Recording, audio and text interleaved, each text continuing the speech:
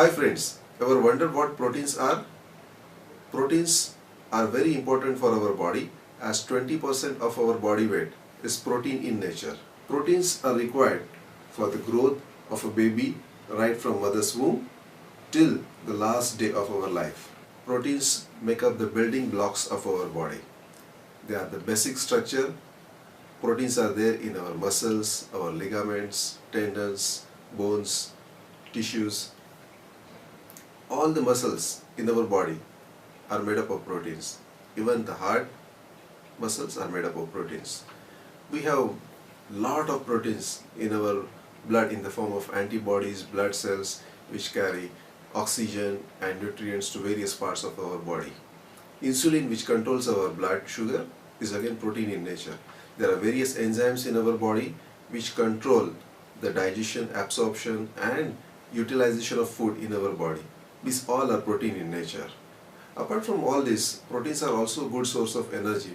When body is not getting enough calories from carbohydrates and fats, it uses up the proteins to generate energy for the body. As you can understand that proteins are continuously being used in our body, there is continuous use of the proteins, breakdown of proteins. That means there is continuous recycling of proteins in our body, and therefore body needs proteins in our diet on regular basis so that our body can do the repair work smoothly. Proteins are made up of amino acids.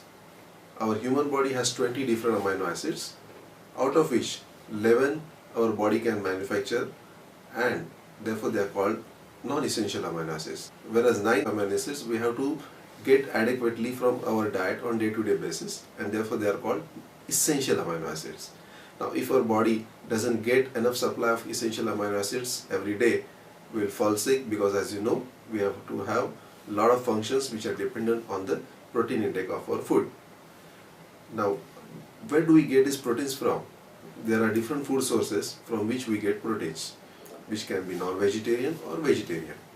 Now non-vegetarian sources of food contain proteins along with fats. These are fishes, eggs and meat.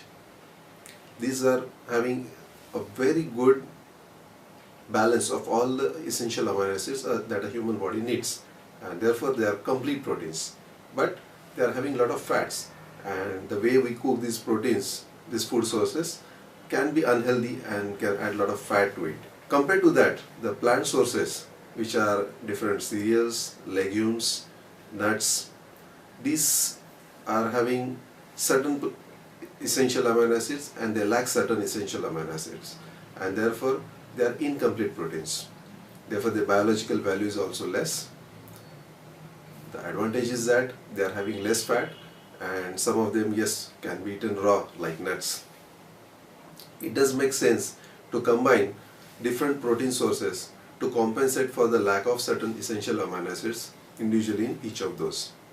The best way to measure the quality of a protein source is PDCAAS, as said by WHO. PDCAAS is Protein Digestibility Corrected Amino Acid Score, which gives how best the protein is utilized in our body.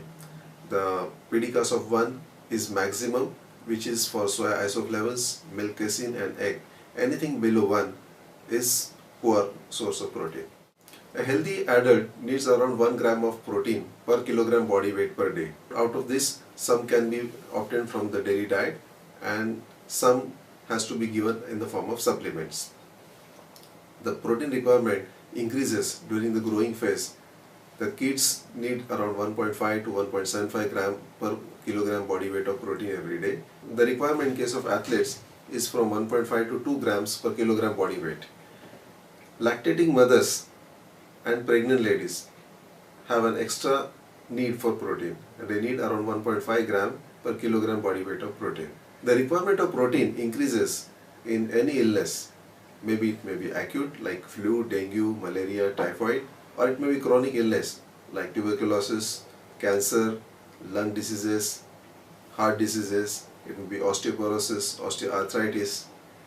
It again increases in the cases of AIDS. So when your protein requirement increases in various conditions, it may be challenging to get all this protein from your daily diet. It makes sense to take protein supplements in these cases. There are various protein supplements available in the market.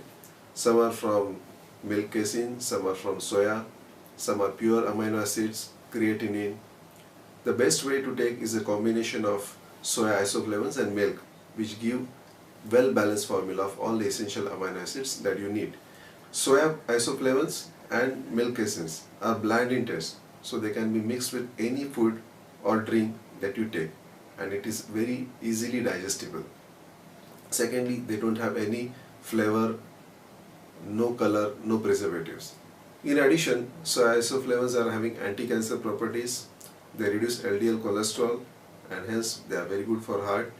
They are having phytoestrogens, hence very good for menopausal ladies. One such protein supplement available is Nutrilite, which has benefits of both soya isoflavones and milk casein.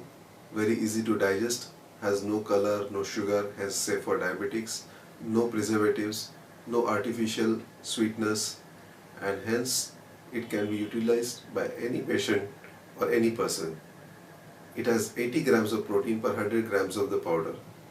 So next time when you go in the market to choose a protein supplement, make sure that it has all these qualities. I hope this video was helpful to you in understanding what are proteins and how to choose your protein supplement. For more such videos, you can subscribe to my channel. Thank you for watching this video. See you next time. Bye bye.